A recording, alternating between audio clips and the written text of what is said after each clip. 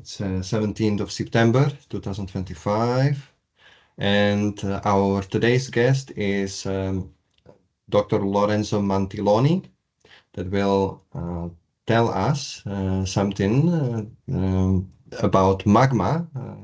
This something, it's actually the story about magma finding a way, and he will show us insights into dyke pathways and failure of magma-mush reservoirs.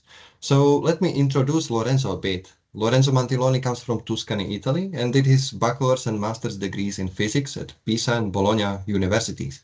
In 2019, he moved to Potsdam, Germany, to start his PhD project at the German Research Center for Geosciences, working on models of dyke propagation and inversion of crustal stress with Eleonora Rivalta. In 2023, he moved to Cornwall to start his current postdoc position at the University of Exeter with James Hickey, dealing with numerical models of magma-mush reservoirs. And that's when he joined the COMET community. Okay, and the COMET community is pleased to have you on board, Lorenzo. So the floor is yours. You will have some approximately 45 minutes, and then the questions and answers will take place. So for the participants, please check the Q&A button on Microsoft Teams, where you can give the questions. And yeah, so now the floor is yours. So if you can share the screen and enjoy the webinar. Thank you. Thank you, Milan, for this nice introduction. And good afternoon to everybody. Thank you for inviting me to give this talk. So today, as Milan briefly introduced, I'm gonna take you on a ride of both my PhD and my current postdoc research projects, talking about how magma can be transported through the crust and can be stored in the crust, and how these two processes can be linked in models. So namely, we are going to talk about dyke pathways and failure of reservoirs, especially magma-mush reservoirs. So forecasting volcanic eruptions is, of course, a primary goal in volcanology, but it's a daunting challenge because volcanic activity comes in a variety of modalities, forms, and hazards, as you can see with this collection of pictures from recent eruptions worldwide. But ultimately, if we want to make any sort of prediction on volcanic activity, we have to rely on a combination of data, of course, what we can observe in the field, and models, which gives the measure of how we understand volcanic processes. And throughout my PhD and postdoc, I've been focusing on making and understanding models. And so that's what we're going to talk about today. And when it comes to volcanic processes underground before the eruption starts, there are mainly two venues of modeling possible. One is magma transport through the solid crust, which can happen either through a pre-existing open conduit or a self-propagating magmatic dyke. And it involves processes acting on different time scales. The pathways are controlled by a number of factors, and we have to account for the volume of the magma being transported and its properties and dynamics. The other venue is the magma storage, so how magma is stored in the crust and under what conditions a magma reservoir can break and let go a batch of magma that can eventually mix its way up to the surface. And so here we'll be dealing with the structure and evolution of reservoirs and also how they fail and how they respond to magma supply and withdrawal. So first of all, during my PhD in Germany, I focused on models of dyke pathways.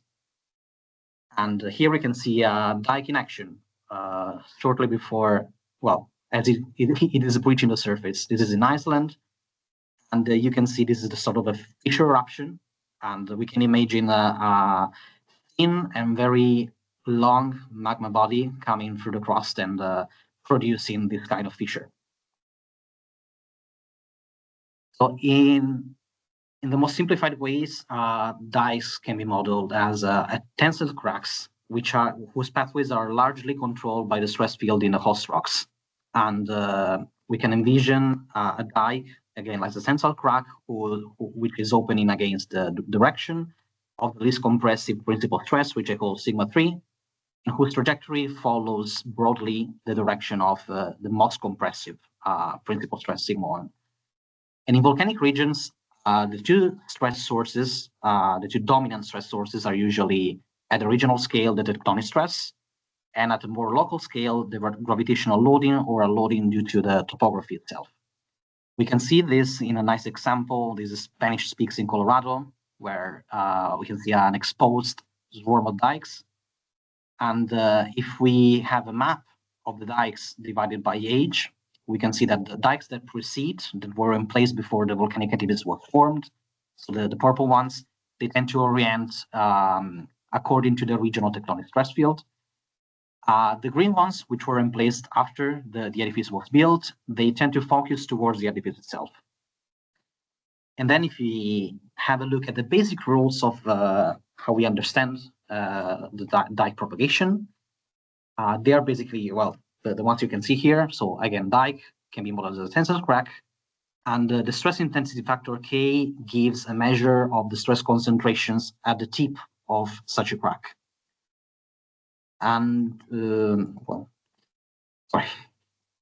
And the stress intensity factor is controlled by both the crack's internal pressure and the external stress acting on the dike. And then we have to compare the K to the fracture toughness of the host rock, so how much the rock is resisting being split by the advancing crack. If K exceeds Kc, the crack can advance. So dike propagation models, and namely models of dike pathways, have undergone several developments in recent years. So until a few years ago, they were mostly two-dimensional. They were dealing with two-dimensional settings. And we can start from, for instance, a boundary element approach that was first outlined by Torsten Damm in 2000. It was later updated by Francesco Maccaferri. And here, this model can account for a number of factors, for instance, the medium heterogeneity. And lately, some approaches can even solve at the same time for the dike pathway and velocity, which was not achieved before. And this is an example from Severin first. But then in recent years, we also have three-dimensional models of dike pathways. And this is where my work comes into play. And I will discuss the TEAM model and the SAM model more into detail very soon enough. They both deal with dike pathways alone, but there are also other models like PyFrac, developed by some people at ETH Zurich, which can also account for the growth and the velocity of a crack propagation in 3 dimensions, but on a planar surface.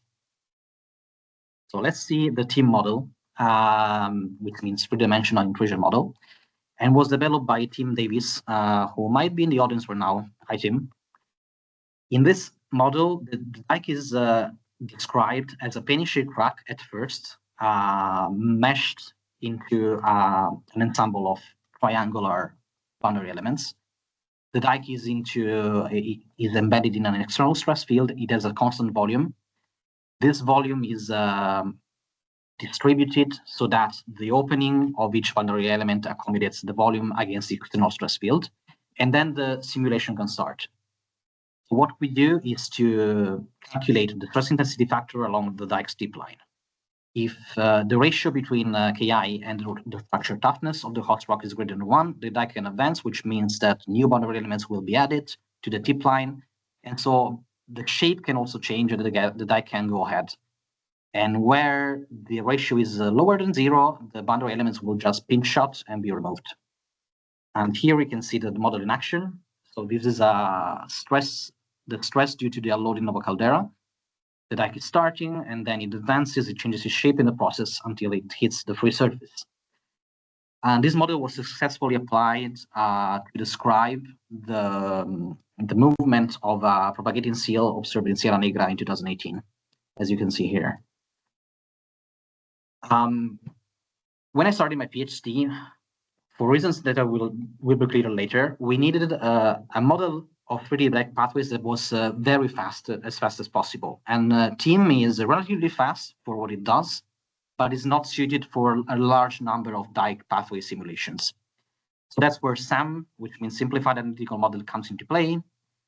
In this case, the dike is still a penny-shaped crack, and it will stay a penny-shaped crack. I discretize the tip line into a series of observation points, and I force the penny-shaped crack to open against the local direction of circumference. Then I have an external stress field and also the dike's buoyancy. From this view, I calculate the stress intensity factor at each point. I find the point where K is maximum, is largest, and that point will become the center of the next penny-shaped crack. The process will be repeated until we have a trajectory. A feature of this model is that it allows for backtracking of dikes. If you start from a known vent on the surface, you can backtrack your dike down through the crust. And first of all, we compare the two models and make sure that they return similar pathways in the same stress field. That's what we did with synthetic scenarios, where we always considered calderal loading and tectonic stress field. But the point is that all the stress model we have available, they all rely on accurate models of the crustal state of stress. And for instance, in the models I just mentioned, we relied on another boundary element approach, where basically we have three ingredients: the background stress, so the stress of the unperturbed crust, which can be lithostatic, the tectonic stress, which we assume uniform, and the gravitational loading or a loading due to topography. However, in real volcanoes, stress depends on multiple sources, which are usually poorly constrained, and they act on different spatial and time scales, and stress can also change over time. So the idea at the core of my PhD was to use SAM, so a fast dike model, to make stress inversions in volcanic regions. I'm afraid that's a story for another day, because it's going to be very long, but I can give you, well, a brief mention. The idea was first put out by Eleonora Rivalta back in 2019, where they considered Campi Flegrei caldera in Italy. They took the distribution of past vents, and they devised a probabilistic scheme where they tried to match the distribution of vents with a very simple 2D dike model that was controlled by two stress parameters. So the stress inversion will constrain the stress parameters, and then on the basis of the posterior probability, the PDFs of the stress parameters, they would run more simulations and forecast the location of future vents. And another thing I did in my PhD is to upgrade this to 3 dimensions, and you can really see it here. The concept at the core is the same, it's just that we used the SAM to backtrack dikes from the vents down to a probable location of the Magma reservoir, and then use the PDFs, the posterior PDFs, to make forecasts of future vent locations. Another SAM application that we are currently working on involves, and this is a real example finally, involves the Auckland volcanic field in New Zealand. So Auckland is the largest city in New Zealand, and it sits over quite important or remarkable volcanic field. This has been active for roughly 200,000 years. The most recent eruptions here was probably like 400 years ago. And so it's critical to assess the hazard posed by this volcanic field. The point is that to this day, there is little evidence of where the magma feeding these vents, which are all monogenetic, comes from. If it comes from right beneath the field or somewhere else. So we looked at the region, and we noticed that there is a rift east of Auckland, the Hauraki Rift. And so we wanted to test the hypothesis of whether this rift could be both the source of magma and also the stress sources steering the dike pathways towards Auckland. What we did is to use previous available data on the depth of the basement, but also on the thickness of the sediments that have refilled the rift over time, and also the bathymetry and topography, make a stress model, and then try to see by backtracking the dikes from the vents in Auckland, where they end up. So where the potential starting points are and how they are distributed. Here you can see 2 examples. In the first one, we have the rift unloading. We also have the Taupo volcanic zone unloading to the south. In the second one, we just add a quite large tectonic stress. We see how the simulation changes. So this is being prepared this month. But now, enough with dikes, and back to the first question. So models. The other venue of investigation is magma storage. And magma storage is important in the context of dikes because it provides us with the potential starting points of dikes. And this is where my postdoc research project starts. So investigating the stability of a magma reservoir, which means, first of all, modeling the response of a magma reservoir to magma supply, and then establishing whether this will be enough to break the reservoir and when and where this will happen, and ultimately if this will result in an eruption. So the classical approach to this problem is and the classical approach to reservoirs in general is to envision them as melt-filled cavities in the crust, which means there is a sharp rheological boundary between the host rock and the reservoir itself. And usually use static models where there is an overpressure that strains the surrounding medium, and then we can analyze the stress distribution around the reservoir. So here you have a few examples, some are very recent, and these models are also widely employed to these days. It is worth wondering how realistic they can be and if they are always realistic. So in recent decades, there has been a paradigm shift towards the so-called transcrustal magmatic systems, where melt is not just stored in cavities, but in vertically extended regions where there is a solid matrix of crystals, and melt can be stored and flow through it, and with occasional melt lenses. So the easiest way to model such a structure is as a poro or viscoelastic medium, where there is a solid matrix and a fluid phase. And these models are inherently dynamic because any magma supply will trigger a response of the system that will evolve through time as the melt diffuses. And this is what we call a dynamic magma-mush reservoir. And these kind of models have also undergone several recent developments. Here, I give you a few examples. There are analytical approaches. This is, for instance, a poroelastic shell. And there are numerical approaches. And Rami El-Chembari, who is definitely in the audience, has been working on a lot. But all these models, or most of these models, have been focusing on deformation modeling, surface deformation modeling, and not about stress and reservoir stability, which is where I come into play, and where the DB3M project is coming into play. So if we want to model reservoir failure in a mush, we first have to consider that the failure might be triggered inside the reservoir itself, so in the mush, because the matrix itself can fail. And such a process is going to be controlled by two physical quantities, of course, stress, but also strain rate, so not just how much the medium is deforming, but also how fast it is deforming.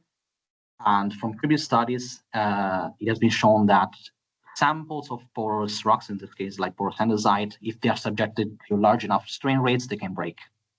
And such strain rates could be as low as 10 to the minus 7 over second. And going back to stress, within a poroelastic medium, the action of pore pressure relieves the stress within the solid matrix. So it means that in the mush, it could be easier to reach a magma over pressure and break the mush rather than if you would just have a sharp boundary between a melt-filled cavity and the host rock.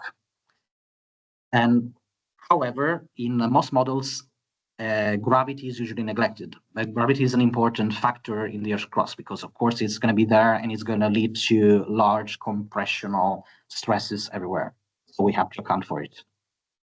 And it turns out that according to the assumptions we make, this could be either a very straightforward problem or a very tricky and even daunting problem in poroelastic media. So the general problem here will be to define the steady state of stress over poroelastic house space. This could be, for instance, an aquifer. And the specific problem is to do the same for sealed poroelastic inclusion. So the first problem, we just tackled it with a publication earlier this year, where I developed analytical solutions for the steady state of stress and pore pressure within poroelastic hull spaces, namely layered hull spaces. I was interested in what happens to the pore pressure and thus the stress if there is a sealed and drained layer with an overburden on top, with another layer on top. And so this will lead to different pore pressure regimes, namely a very large pore pressure in the deeper layer, as you can see here. And then what's interesting is what happens if a breach opens between the two. And so there are pressurized fluids that are injecting into the upper layer. And here you can see what happens. So we'll have, of course, deformation in the upper layer, which will first manifest as an uplift, but later on, the eventual effect will be a subsidence of the whole domain because we're losing fluid. So this was a sort of a side quest, if you will. But the main challenge was still doing this for the reservoirs. So here you have the general setup. We use finite element models in D3M. We use COMSOL. And this is the most simplified setup we can make. We have a poroelastic spherical inclusion in an elastic half space. We want to consider gravity. If you just do that in COMSOL or in this kind of models without setting up appropriate initial stresses, you will just get a huge subsidence of the whole domain because it will collapse under its own weight. The way to prevent this is to initialize the stress. This can be done either analytically, as I did for the half space, but in the case of reservoirs, they can have arbitrary geometries, so there is no general analytical solution here. And we have to import the stress from a previous step of the model into the main simulation. This is very straightforward to do with elastic materials. It was not straightforward at all with poroelastic materials, but we made it. Once we do this, we have the full state of stress in the crust and the reservoir, and also the pore pressure regime. After this, we can actually supply the reservoir with magma and see how this changes the state of stress. So here you will see some results which we are hopefully going to publish soon. This is a working review. In this case, we are injecting from an inlet at the base of the reservoir some magma. We are supplying 2 cubic meters per second over a period of 2 years using a boxcar function as the magma supply function. So a very simplified one. Here are a few parameters in case you're interested. And here you can see some results. So first of all, the pore pressure field and the Darcy's velocity field as magma is injected, and the surface uplift and displacement in general. This is nothing new. You can notice that surface displacement goes on long after the magma supply ceases after 2 years. And this is a feature of dynamic Magma-mush models because they are, well, it's a dynamic system, but this is nothing new. What we can see, like the novelty here is to look at the effective stress into the mush. Here we can see the magnitude of sigma-3. And as you can see, as the magma supply progresses, we obtain huge stresses, like in the orders of 100 gigapascal. And this is a lot. This is going to break probably any rock I can think of. The point here is that we use for these simulations parameters which have been widely employed in previous models of poroelastic media, or poroelastic mushes especially. So this calls for accurate estimates of such parameters for real case scenarios. Here you can see how the stress directions evolve as well. And the orange region gives you the area where the stress exceeds 10 megapascal, which is usually the order of magnitude of tensile strength for crustal rocks. But again, the stresses are huge. And this is the final state of the system. Here instead, we look into the strain rates, the volumetric strain rates. So when magma supply starts, the mush around the inlet will be dilated at an increasing rate. But then when magma supply ends, the opposite will be true. So around the inlet, the mush no longer has any magma input to support its expansion. So it will start contracting. And this will result in large strain rates, both at the start of the magma supply and at the end of it.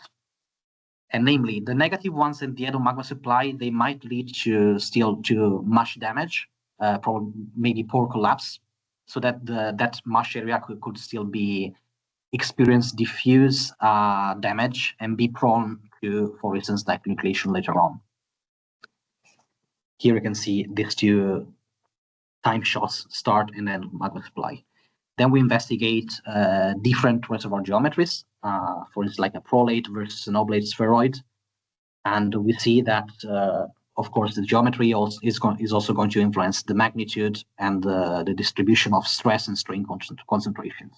Namely, we achieve higher, larger strain rates for a prolate spheroid because the inlet is much smaller, also compared to the size of the reservoir. And here we got around maximum 10 to the minus 6 1/2. Here we see again start and end of magma supply. Here you see the oblate reservoir, so strain rates are much lower. And here you see again the two final time steps. So these models for now, they give us an idea of where and when mush failure and also crust failure around the reservoir are more likely. But they tell us nothing about how a mush actually breaks or how a dyke can actually nucleate in a mush. And so that's my next question. And that's something I'm working on right now. So how to break a mush? The first obvious way we could take is to just integrate the models of dyke pathways I've been discussing before into the new models of Magma-mush reservoir. This can be easily done as long as we are outside the reservoir because the crust is elastic in our framework, but is not so straightforward within a mush because, of course, it's a different rheology. And so we have to look back to previous approaches of dyke propagation within pore elastic media. And there are, for instance, there is an analytical model by Rubin back in '98. But also there are approaches that are applicable to other numerical modeling frameworks. And here you can see, for instance, the approach by COMET et al. Involving discrete element models. And they can actually have pore elastic medium break under the influx and propagation of fluids. But we cannot apply such schemes to finite element models, the ones we use. And so what can we do? Well, the short story is a work in progress, but there is a potential approach that I'm exploring these days, and that's the phase field damage. So the concept of phase field damage is that cracks are sharp discontinuities in a solid, but we can model them and smooth the crack region through a phase field variable, which they call phi, which gives us a transition region between a state where the medium is fully broken and this variable is 1, and a state when the medium is intact and this variable is 0. I will try not to bother you with all the mathematics, which I'm just getting into that, but the key ideas of this kind of models is that there must be a threshold which is reached and that triggers the crack nucleation. This could be, for instance, a critical energy release rate. Before that, the medium is just elastic. You can strain it and stress it. And later, crack evolution, so the evolution of the phase field, is going to be controlled by the positive part of the strain energy density, which means it's going to be controlled by the part of strain associated to extension.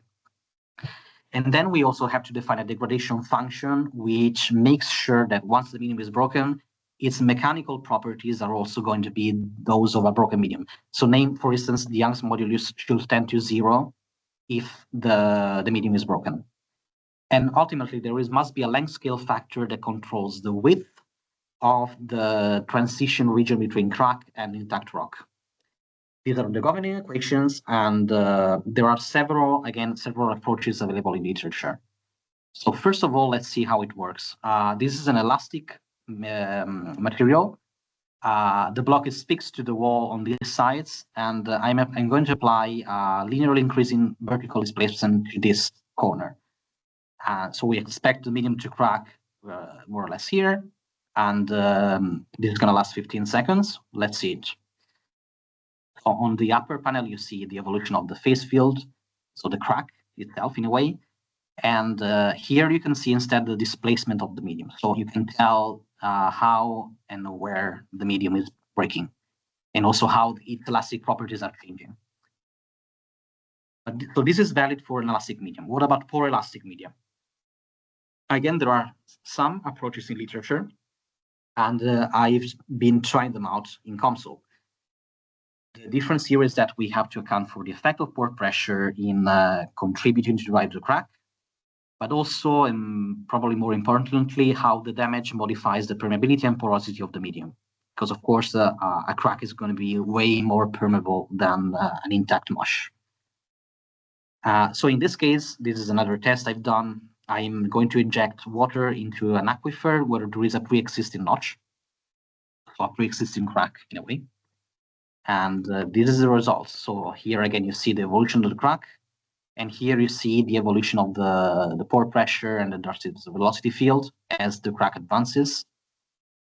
Here instead you can see the displacement produced by the fluid injection and the crack advance, and also how sigma-3 is varying both in terms of magnitude and directions. And this all looks great, but there are several, challenges.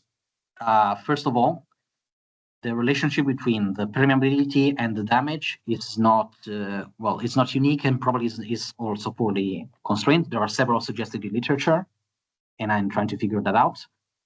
And then assigning realistic parameters for the whole problem of the phase field damage is not at all straightforward, and more so for Magma-mush reservoirs. I'm still trying to run models like this with Magma-mushes. And ultimately, mesh refinement is critical. As you've seen before, in a lot of applications, people refine the mesh where they expect the crack to propagate. And we might not know that in a reservoir. So that's another issue. Again, it's a work in progress, as I said. So let's talk about the future steps of our project.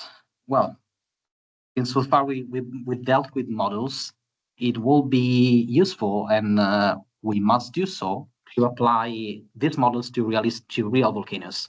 So we have two target volcanoes. One is Soufriere Hills in Montserrat. The other one is Sakurajima volcano in Japan. And speaking of Sakurajima volcano, we went there last May with Jane Siki and my colleague Rami to visit the observatory, and we were treated with a sizable eruption. They told us it was, not among the largest one that were observed in Sakurajima for sure, but unusually large. And it was quite a spectacle. It was also my first live eruption ever. So that's for sure piqued my interest about this specific volcano. So let's talk more about Sakurajima. Sakurajima is lies in a very complex and interesting regional setting, because we have, all the ingredients I learned to like in my PhD. We have a graben, the Kagoshima graben, a rift, and the Sakurajima is kind of in the middle of it, but it also sits at the rim of Aira caldera, which was formed 22,000 years ago, and it's a sizable caldera. So in this case, we have the interaction between different stress sources, but we also have probably rather complex and fully constrained plumbing system, which I'm going to talk about now. So the deformation history of both Sakurajima and the larger Aira caldera is quite well known, at least in recent history. There were in the 20th century, there were two major eruptions: the Taisho in 1914, which made Sakurajima Island no longer an island, and then the Showa eruption in 46. Both eruptions were associated with and were followed by remarkable subsidence of the whole caldera. And to this day, there is a pattern of deformation going on all across the caldera, which means there is evidence that there is a deep-seated reservoir beneath the caldera, and there probably is a system, one or more reservoirs beneath the volcano itself, more shallow, and the two are at least periodically connected, because there must be some material exchange, magma exchange between the two. So that's the question we want to address. And how we are going to do that? So we're going to build up on previous works, just the James paper in 2016. We're going to get new data of surface deformation and perform an inversion for the deep and the one or more shallow reservoirs. So try to constrain their geometry, location, and overpressure. But we are going to do this with DMM reservoirs this time, of course. And once we have that, we can build a comprehensive stress model where we have the gravitationally loaded crust, we have the unloading of the caldera, we have possibly the tectonic stress associated to the rift, and plus, of course, the reservoir contribution. And we're going to start to assess when, if, and how these two reservoirs can be mechanically connected. So this is going to be my goal for the remaining for next year probably, and the remaining of this year. In the meantime, we are also improving DMM models. Of course, we have to keep modeling. And here I'm going to show you briefly what these two guys here are up to. So Ramesh and Barry is currently working on including temperature-dependent melt viscosity and compositional variations in DMM models, which means that he can inject magma which is hotter than mush, and this is going to influence the viscosity of the mush. This is going to partially melt the mush. He's going to do a lot of cool stuff that he will talk to you about someday. James, in the meantime, is considering mush heterogeneities, namely having a melt lens on top of a mushy reservoir, and how this influences the surface deformation, so the model surface deformation. So we are almost at the end of it. We have a few take-home points. First of all, for dyke pathways, it's the main take-home point is that stress is important because it controls at large dyke orientation and pathways, and that models of dyke propagation have improved considerably in recent years, including new techniques for a physics-based forecast of eruptive vent locations. But this all needs extensive testing and applications to real cases. And instead, regarding DMM reservoirs, well, the end message is the same. More testing is needed, but more specifically, we have seen how, if we consider a mush, a stress-driven failure is not necessarily favored at the top of the reservoir, as it would be the case with the classic melt-filled cavity approach, but it's mostly favored where the pore pressure spikes higher. And straight rate-driven failure might also be promoted after the magma supply has ended. And of course, all the parameters of our model, so the reservoir geometry, the magma supply rate, and all the mechanical and fluid properties of magma and crust and metrics are going to influence the outcomes, which means we need as realistic assessment as possible of these parameters in real mushes, in real rocks.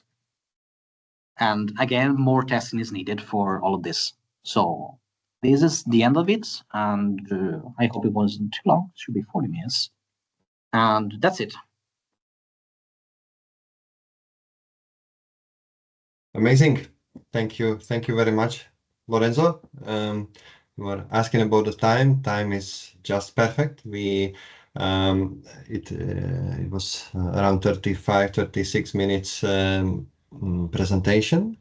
And I honestly think that there were such wonderful thoughts and topics that like get the whole composition of the understanding of the mush volcanoes and through the modeling, although simplified, but with the realization what are the major contributors actually to the deformation episodes. I still do not see any questions and answers, but I really believe that people only write some try to find some proper word, and in the meantime I will try to find some proper words with the question that you mention as it was only a side topic, but for me as the person who deals with the inside measurements of the deformation, I'm a little bit curious about the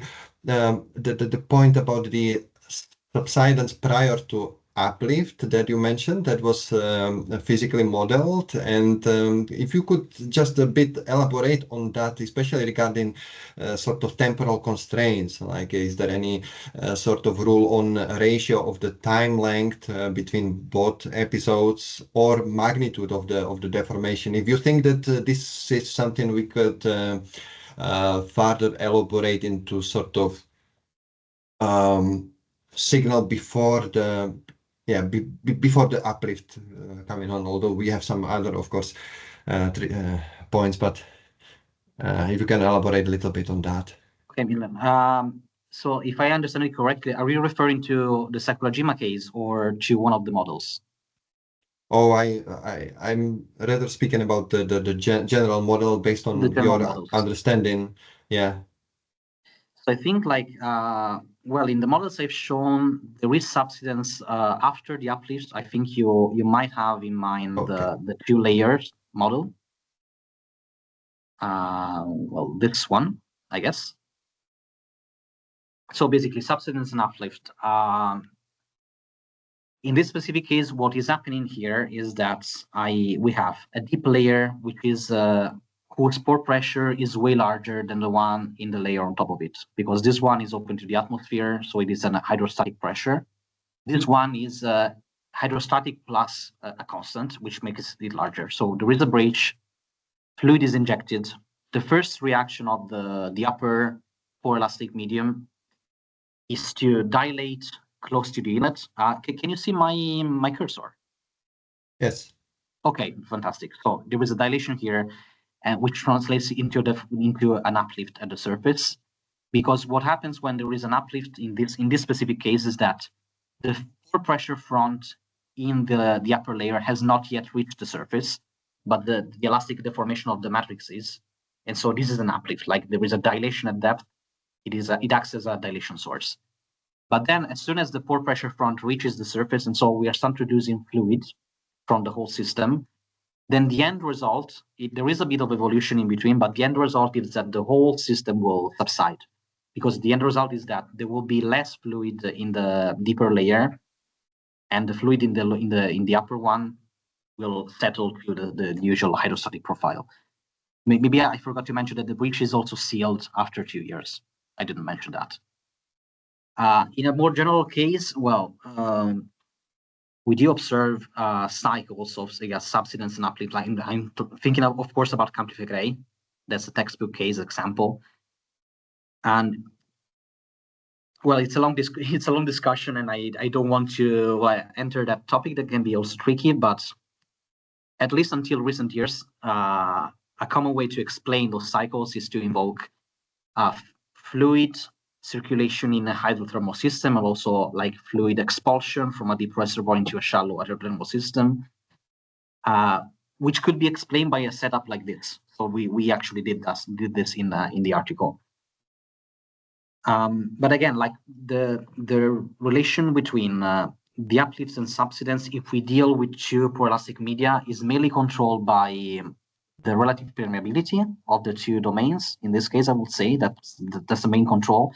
But of course, also the other parameters have a large control. So like how viscous the fluid is, and other mechanical parameters of the mush as well, of the matrix. But maybe Milan, you had a more specific questions about this. As you mentioned, that's a topic that is worth probably some longer discussions, and that's anyway a little side topic from what you presented. So I would rather postpone it for some other meeting, I guess. Although still there is, I still don't see any other question. I don't want to really spend time on that thought, but perhaps you can just mention me, tell me. I'm indeed curious about that balancing between the subsidence and uplift, but based on the information that you provided about the changes in fluid, I think if I understand it properly, it would change also compression. So we are not speaking about one-dimensional in depth, right? Like if there is some like subsidence, okay, after the uplift, it would be actually it doesn't mean that it's at the edge of some bulge, right? Is it? So well, you can see it as the edge of a bulge right when the breach is open and the fluid pulse is starting. But then this thing basically it evolves until the pore pressure reaches the surface, and then there is like the extra fluid in the layer starts to get expelled from the surface. But this is a 2D axisymmetrical model. We can easily do this in 3D. And well, as far as compression is concerned, like if you mean fluid compressibility, that also plays a huge role, of course, like in how much the stress is building up in the matrix, how much pore pressure is produced following a fluid input. That of course plays a huge role. Milan, I think there is a person in the audience with a hand raised. So Eric, if you're okay with that, I will allow microphone and camera for you, so you could ask directly. Yeah. Hi, yes. Your chat and your Q&A are turned off. That's why we can't ask any questions by chat or Q&A. Oh. But my question is about the if you've looked at the Svartsengi magma reservoir that's been erupting repeatedly there in Iceland in the Reykjanes Peninsula. It seems like a very interesting case to look at. Oh, that is for sure. I just never had the privilege of working with that case study. I would say that Reykjanes Peninsula, well, the way I encountered it in my PhD especially is that there is often clear evidence of how dikes do not necessarily follow pre-existing faults when they propagate. That's something I just came to my mind. But again, like that's an incredible like real life lab to see how well like eruptive fissures are started, how dike propagation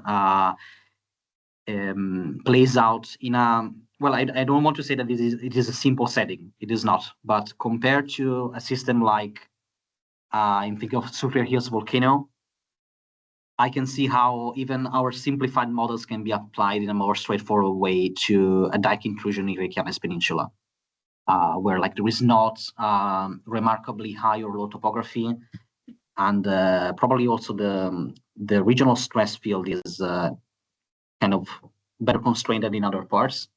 So yeah, the short answer is that I never worked with the real data from that region, but I've been keeping an eye on it, and it's fascinating for sure. So if you have any suggestions, I'm open to it.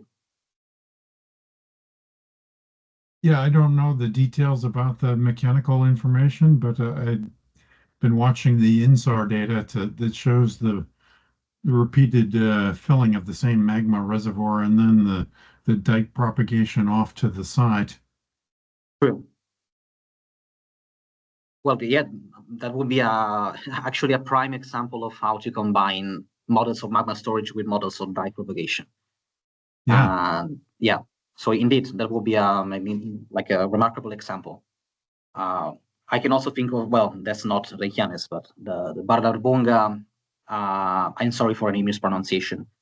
The 2015 eruption is, if I'm not mistaken, there were some modeling efforts in that regard as well, where you have a dike laterally propagating out of the reservoir, leading to subsidence above the reservoir, and then eventually an eruption which was quite far away from the volcanic center.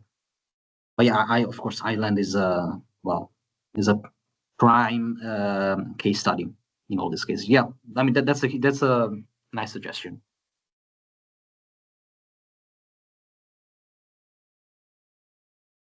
Thank you, Eric, for the question and discussion. I actually double checked. Indeed, there are two forums. One is chat, one is Q&A.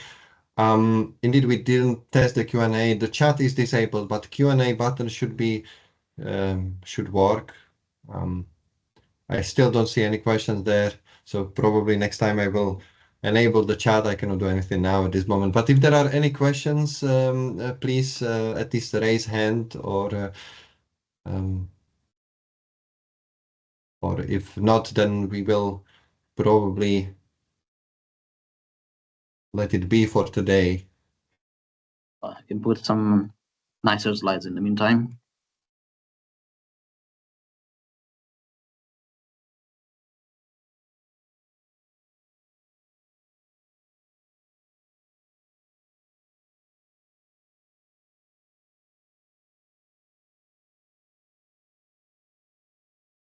Thank you. I think this is already inspiring. So, so thank you very much for your presence, for your attendance. Thank you very much for Lorenzo for the talk.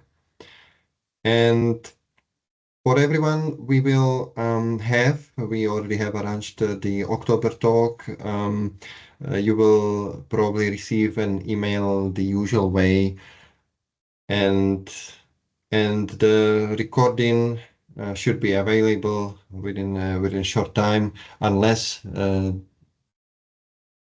will not be. Anyway, there is actually, sorry, there is a message from yeah. Fernanda. She says, thank you for the presentation. I would like to ask you about what kind of influence can the system receive from a tectonic zone? Well, tectonic zone, what we can model right now, thank you for the question, is the influence of the stress caused by tectonic activity on both dike pathways and also the reservoirs. Well, different tectonic zones, of course, they correspond to different regional stress states. Often, like this is a common approach when we model a volcano. We model a region which is geographically usually way smaller than the broader like tectonic plate or tectonic plate boundary that we are dealing with, which means we can just assume that the tectonic stress component is a uniform over that spatial scale. Of course, like if we are in an extensional setting, well, there is actually a slide that shows this well. Like when I talked about the Auckland volcanic rift. So then in a very simplified way, if you have an extensional tectonic setting, your dike pathways will tend to be more vertical. If you have a for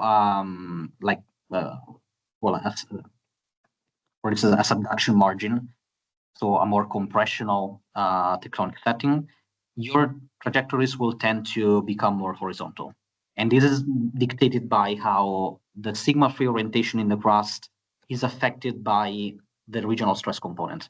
So here in the blue plot, you see how these trajectories, they are straightened and they become way more vertical than these others. So here the difference is that like there is the same stress model, but in this case, I also considered a tensional component perpendicular to the rift axis. So I just put 1 megapascal of tectonic stress. I superimposed it on the rest of the stress field. And this is giving us a way of how the crust is strained by the tectonic activity. Of course, there are like many more complications we can make about this. For instance, there might be a cap to the magnitude of such a stress. And because like stress buildup can be over time released by earthquakes, or like, and then the crust has a strength limit, of course. But yeah, the main influence is that extensional settings mean more vertical trajectories. This could mean, for instance, that magma is coming from deeper, possibly even from the mantle. And compressional settings mean more horizontal ones, which means that, for instance, like sea-like reservoirs are more favored. So yeah, I mean, this has a huge influence, of course. Like I would say it's the like zero order driving factor in the crustal stress at the regional scale. Thank you for the question. Thank you for the answer. There is also another question from Simran. Insightful presentation. Could you discuss what is the implication of the model on layered intrusions? Oh, well, layered intrusions. Thank you for the questions. So layered intrusions, that could, correct me if I'm wrong, like it might refer to, for instance, like a layered seal, so an extensive body. I'm not going to think about layered dikes because like I'm not really sure how to approach that.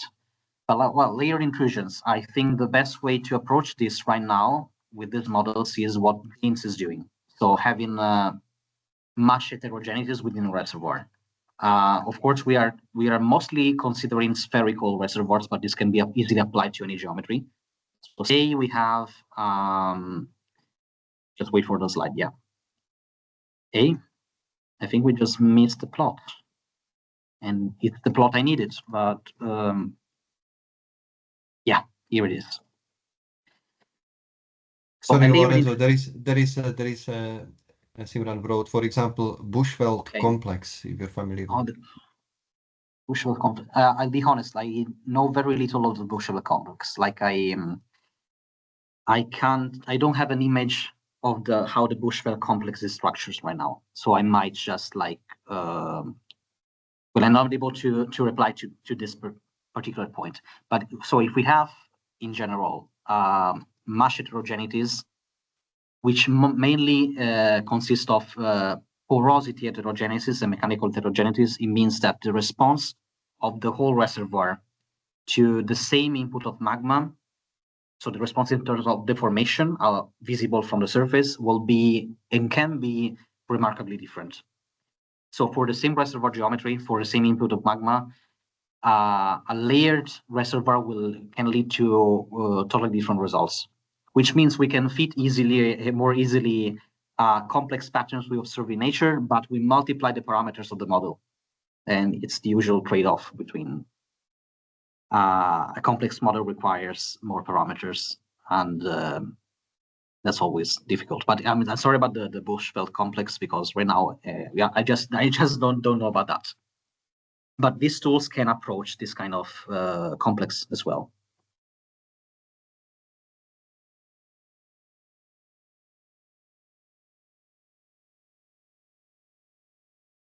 All right, no more questions coming, and it's indeed time close to our time limit. So okay, yeah, so it was brilliant. Thank you very much. Thank you, Milan, for having me. Thank you all for following. I hope it was not too much stuff, and yeah, but thank you for joining.